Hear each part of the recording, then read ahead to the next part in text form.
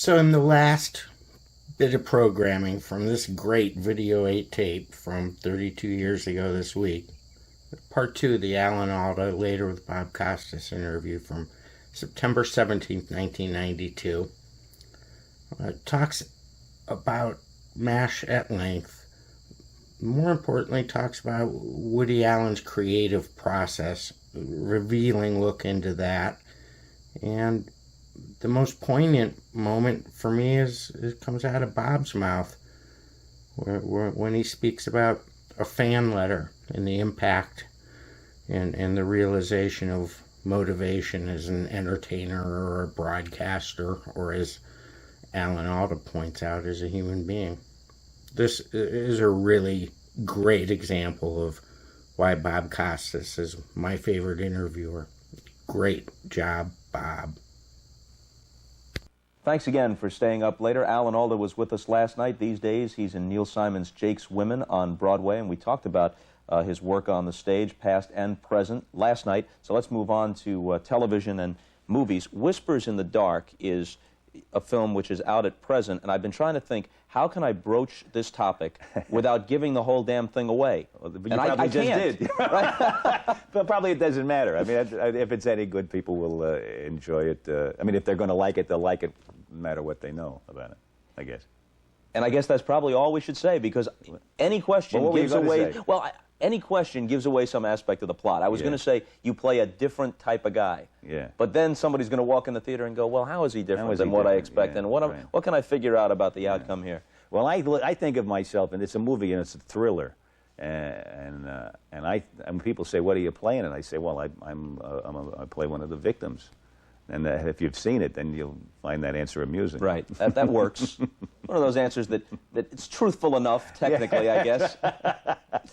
So many movies we could talk about, and we don't have time. I'm just going to pick a few at random. Crimes and Misdemeanors, Woody Allen film of a couple of years ago, and at present you're working on a Woody Allen film in production. A murder mystery. A murder mystery? It's tentatively called the Manhattan Murder Mystery. I don't know if that's what it'll finally be called. The last thing I would ask you or anybody else to do is comment on someone's personal circumstances. It isn't appropriate, and there's no possible insight, and it has no value, except possibly for this question. What sort of obstacle is Woody's present circumstance to doing his work? I don't know. I'll find out. We start work on Monday.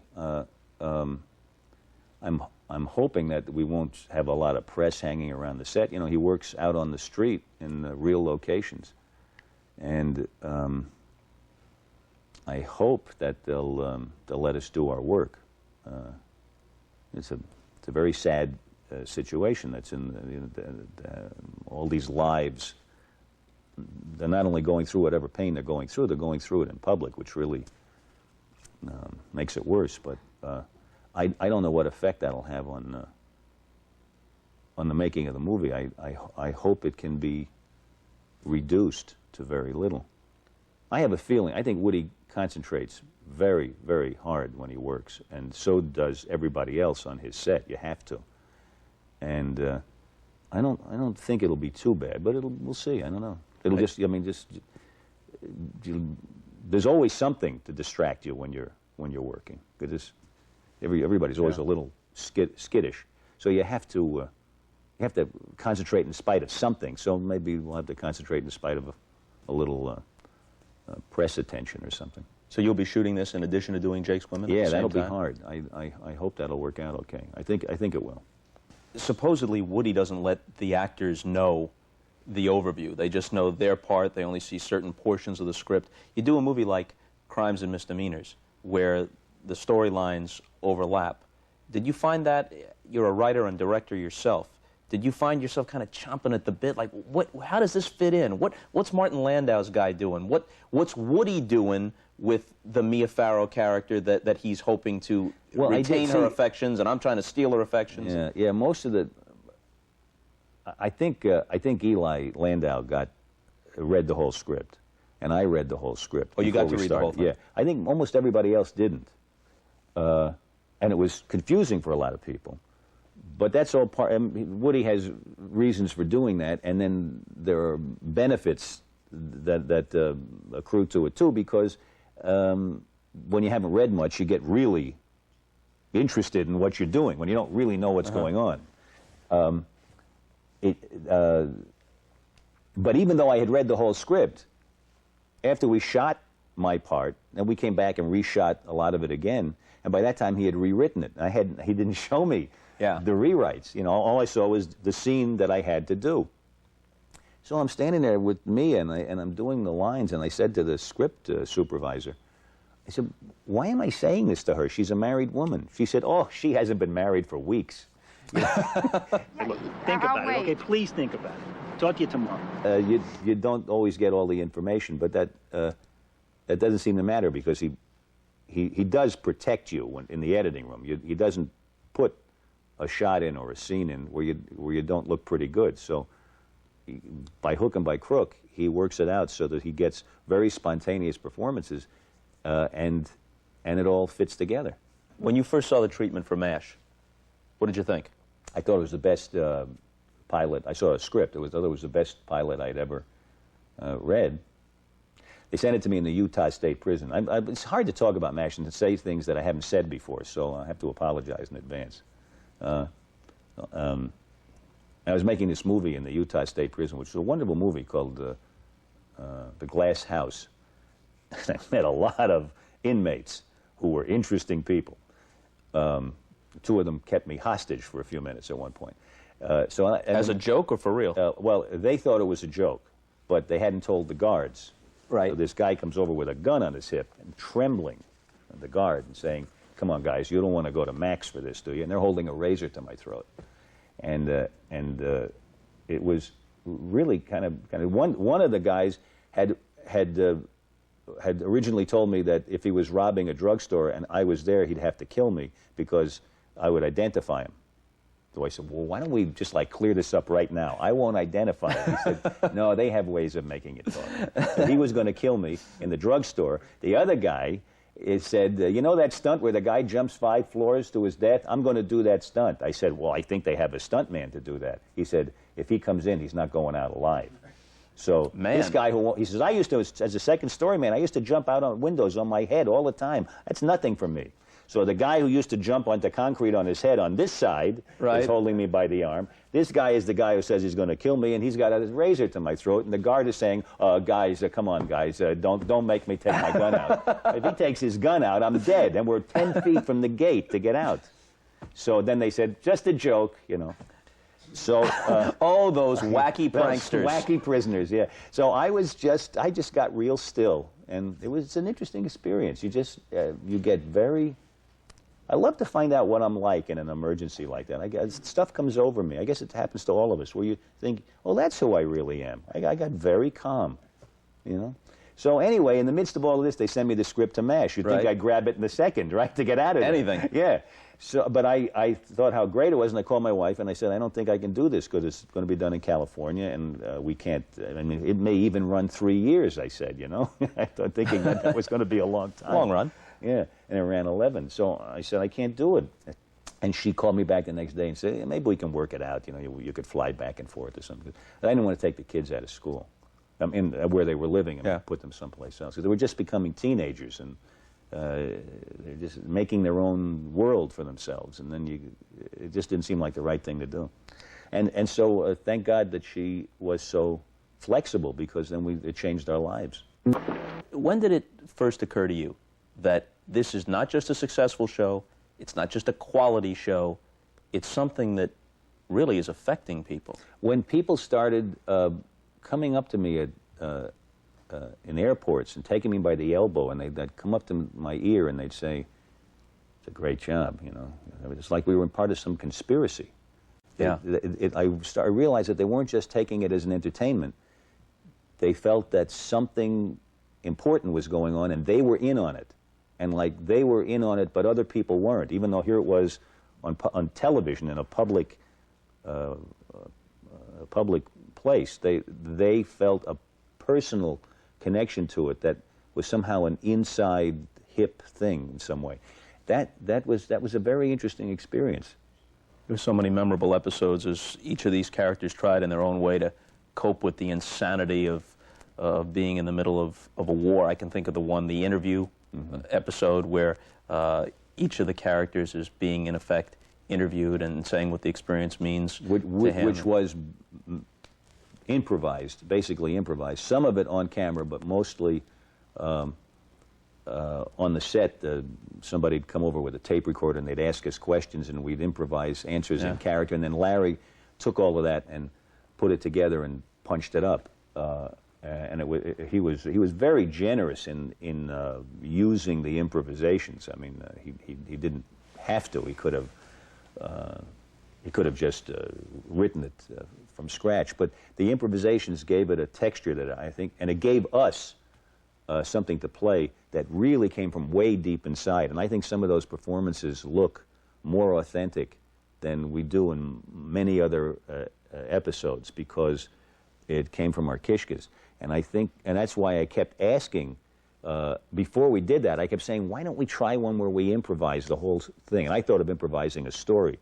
And this was a very good idea that Gene Reynolds and Larry Gelbart had, to just have it a very contained interview situation. You know, that came out of me, of course. When I was a kid, I read all of Hemingway. I loved Hemingway because I've always been trying to learn how to write. And Hemingway used language so beautifully. And you read enough of Hemingway and you see a guy who's drawn to war like a moth to a flame. I mean, he just, I guess because it was where people behaved so humanly, they killing one another and there is heroism within that. And there is heroism, and there's suffering, and there's longing, and there's all the human emotions. It's the same reason that we were dealing with a war. I mean, and most people think they go to war for noble reasons, and sometimes they do.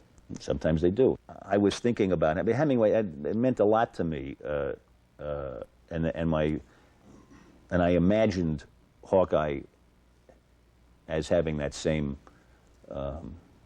background in his reading. Although I don't know if anybody else writing Hawkeye would have thought that.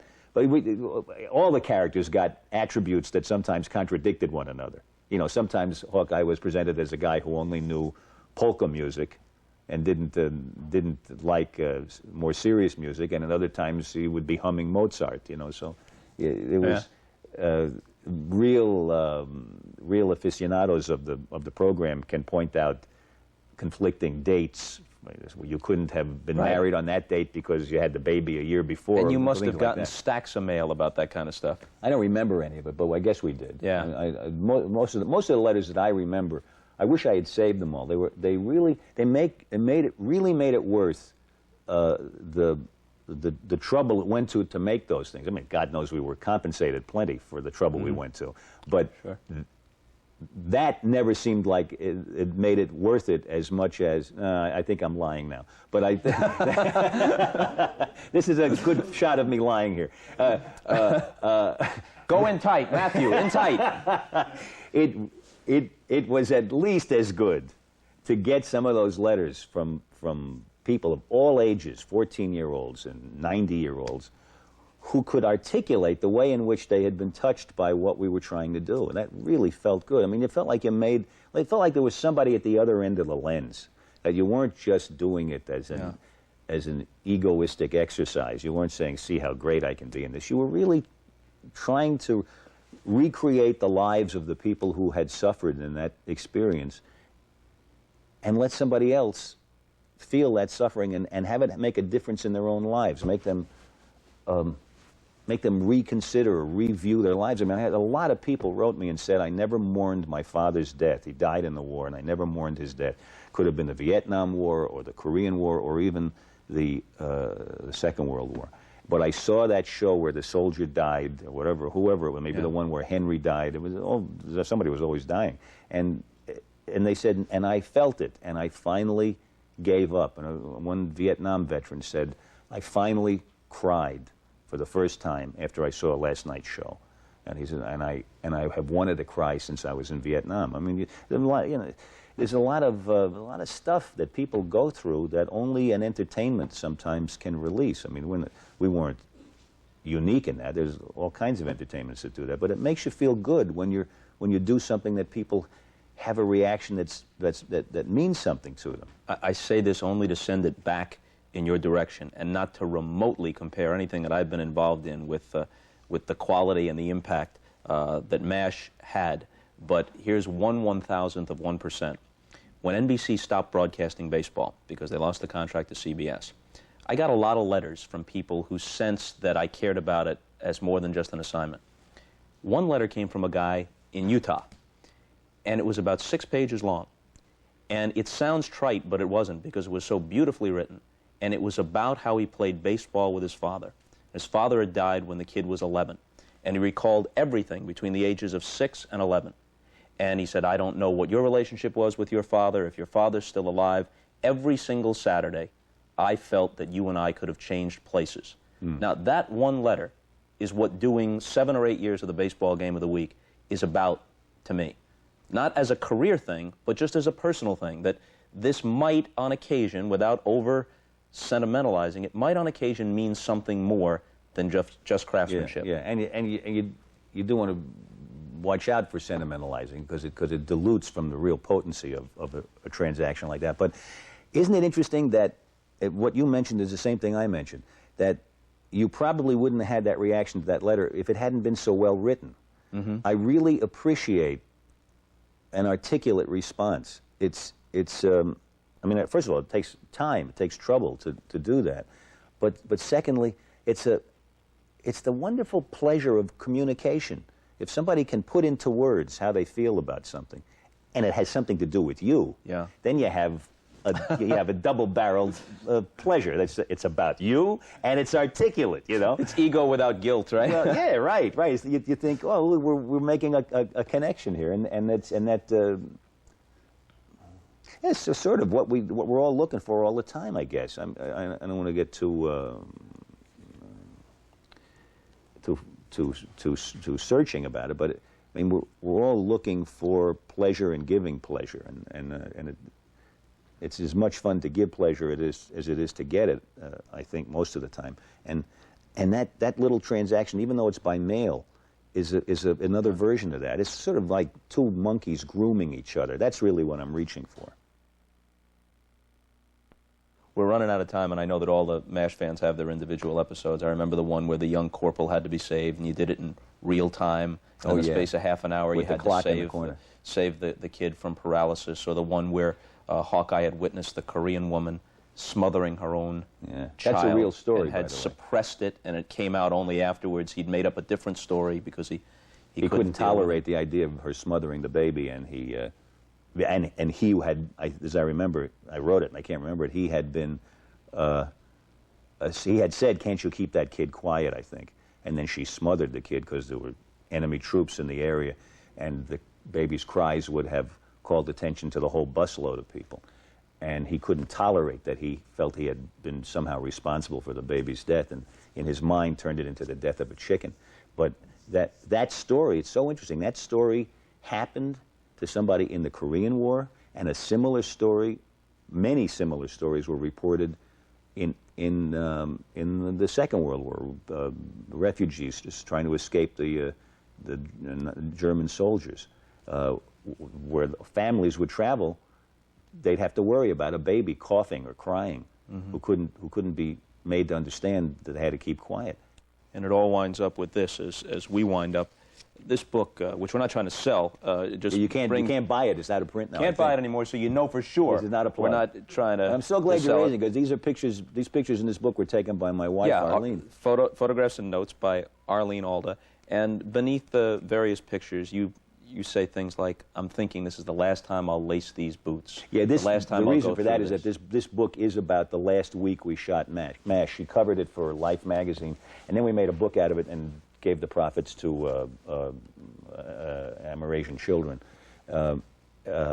And it was a very strange experience to be ending that, to know this is the last time I'll put these boots on and stuff like that. And then I would get very sentimental and start to get teary-eyed, but everybody else was too. I mean, you couldn't talk to one of the other actors. Pretty soon they'd have to like go in the corner and sob a little bit. It was a very potent time for us.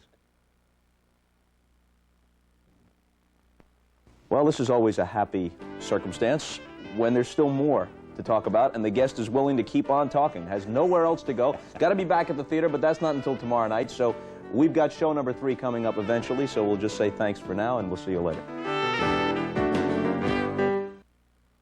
Thank you for watching Cleveland Live Music. Don't worry, this cop that's approaching is not going to interrupt great uploads. He hopefully supports the channel as much as you folks who hit the subscribe button do. There's Patreon and GoFundMe information that I doubt he's going to do. But you can. But subscribe. Keep watching. That's all that counts.